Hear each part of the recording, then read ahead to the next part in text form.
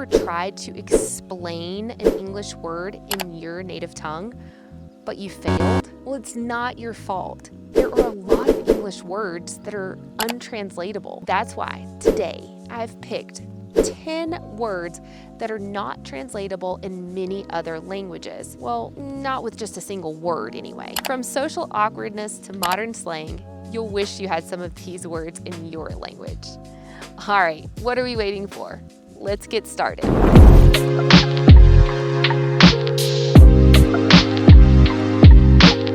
Number 1, awkward. Awkward? Very awkward. It wasn't awkward. So awkward is that feeling that you get when you're in a situation and you feel uncomfortable or embarrassed. Now, I'll give you an example that's pretty embarrassing, but one day I was out at the store and I thought I recognized someone, and I kept looking at them, and then they start waving at me. So I start waving back, and then I realized they weren't actually waving at me.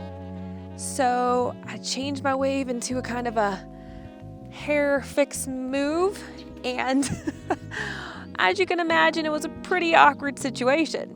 So in most languages like Arabic, German, and Japanese, there's no direct translation for the word awkward, but they tried to describe the situation instead. Sometimes there's a translation that means something like social discomfort, but not a single word that will allow a direct translation of awkward. Does your language have a translation for awkward?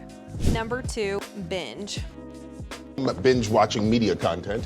Binging TV show. Absent sitting there binging Netflix. So binge means to do something in excess, like excessively eating or maybe watching too much TV. For example, I don't know if any of you watched the show Ginny and Georgia, but it recently just returned for season 3, and I was sitting there binge watching episodes. So meaning I was watching episode after episode after episode, and then all of a sudden it was like 3 a.m. and I was like, what just happened? Yeah, I binge watched Ginny and Georgia. Great show. Check it out if you haven't. So there's no match for this word in a lot of other languages, especially outside of eating, but this word is very useful to relate to many things that you might do in excess. Number 3, clickbait. Just clickbait, that's it. It was all, we thought, just an opportunity to generate more clickbait. Like, it is mostly clickbait for like no money. So clickbait is any misleading or exaggerated online content used to get clicks. I feel like this is very popular for especially the younger generation. My son is 9 and he often falls for clickbait. This is anything that kind of draws you in and doesn't give you what it promises. So for example, one day he was scrolling along and he saw a video that said, "You won't believe what happens next." He watched the video and it turned out to just be an ad for buying a new home. Obviously that wasn't very interesting to him, and that is an example of clickbait. So this is a relatively new word, and a lot of other languages will borrow this word. Languages like Spanish, Korean, and French often use this English word directly in their language because there is no exact translation. Number 4, flaky. What, you're just okay with being flaky? I'm flaky, I'll say anything. They're flaky, so f knows if they'll show. So a flaky person is someone who always cancels or doesn't follow through on things they say they're gonna do. For example, Charlie told us that he would meet us at the bowling alley, but he never showed. He is always doing this. He He is so flaky. So there's a lot of languages like Spanish, Turkish, and Mandarin that don't have a direct translation for the word flaky. And they usually just describe this type of person as someone who always cancels or just an unreliable person. But the word flaky just kind of ties up this situation in a one-word bow. Number 5, facepalm. Have you ever had one of those moments where you were really embarrassed or in complete disbelief of what someone was doing or saying, and maybe you just felt like putting your palm to your head like this? This is facepalm. So I feel like this is a pretty universal gesture, but it doesn't always have a direct translation. So, for example, true story now. One day, my boyfriend called me and he was sounding frantic and he said, "Oh my gosh, I can't find my phone. Do you know where it is?" And I was like, "Well, what phone are you calling me on right now?" Because when I answered, your picture came up and I could just feel his expression change. And he was like, "Oh, never mind," and just hung up. That right there is a total facepalm moment because he was definitely calling me from his phone that he couldn't find. Anyway, have you ever had a moment like that? It is time for a pop quiz.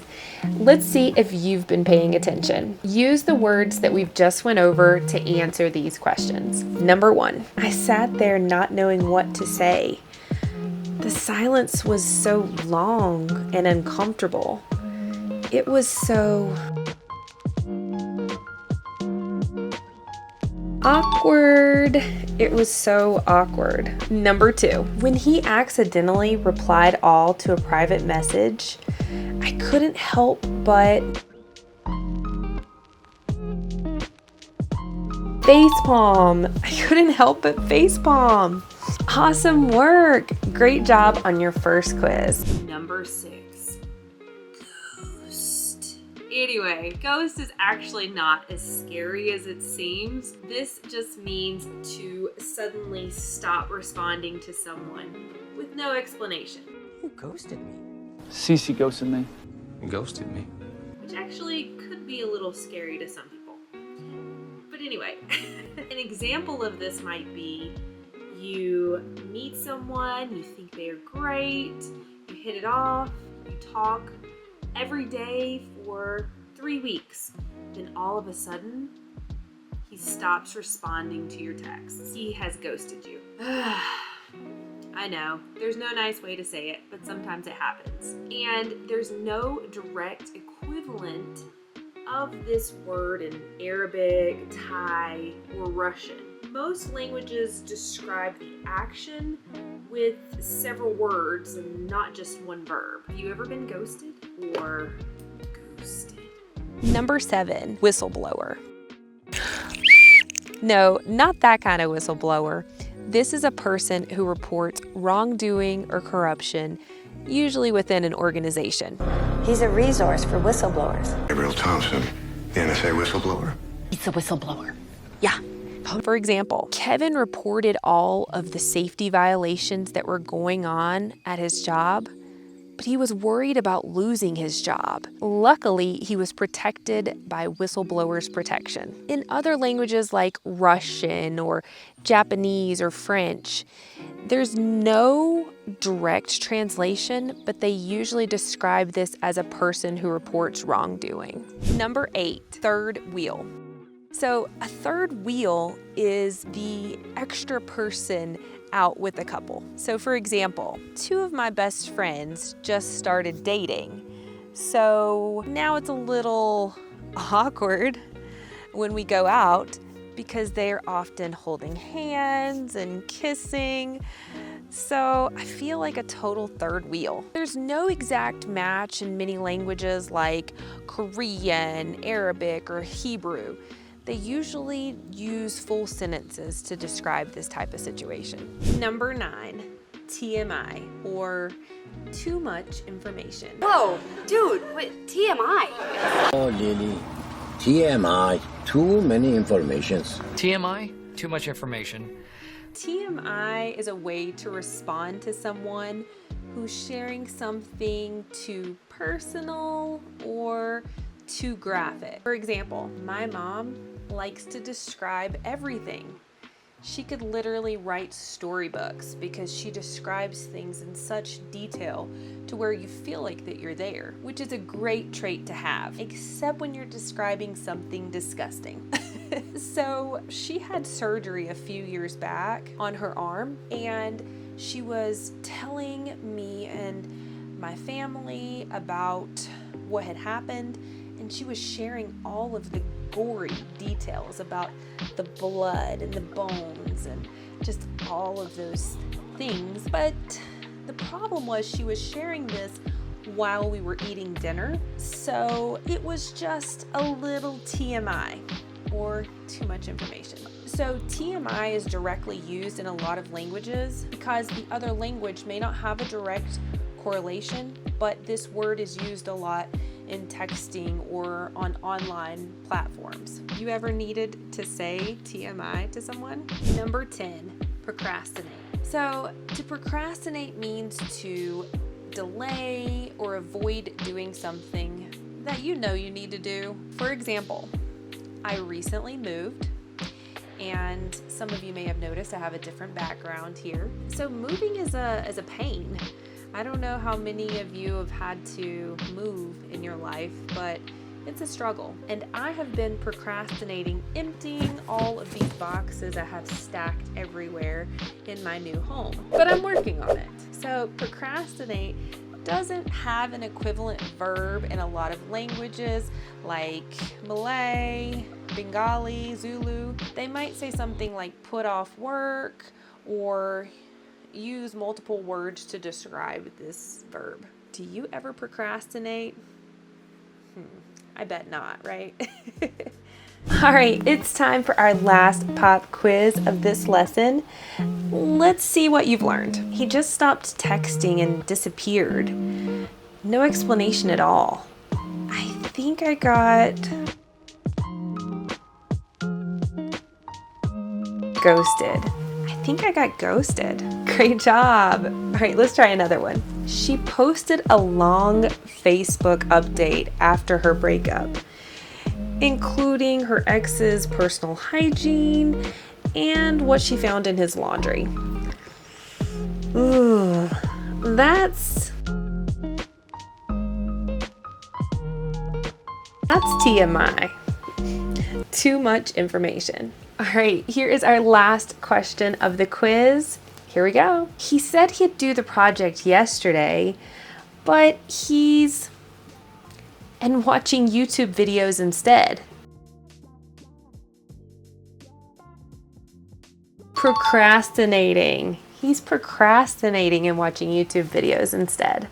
Awesome work today, everyone. How did you do on the quizzes? Let me know in the comments what you thought of this lesson and which words were able to translate into your language. Are there any words that I left out? Thanks for joining, and I'll see you next time.